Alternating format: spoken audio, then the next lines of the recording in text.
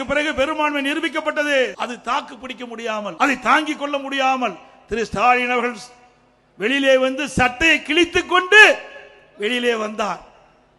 சட்டை கிழித்துக் கொண்டு வந்தால் என்றால் என்ன என்று பொருள் உங்களுக்கே தெரியும். சட்டை யார் கிழித்துக் கொள்வார்? அதுதான். அதேபோல் 2026 சட்டமன்ற தேர்தலும் அதிமுக பெரும்பான்மையான இடங்களிலே வெற்றி பெற்று ஆட்சி அமைக்கும். அதே நிலையிலே தான் ஸ்டாலின் இருப்பார். ஸ்டாலின் அவர்களே, அதிமுக தாக்க தாக்க அதிமுக வளர்ந்து கொண்டுதான் இருக்கும்.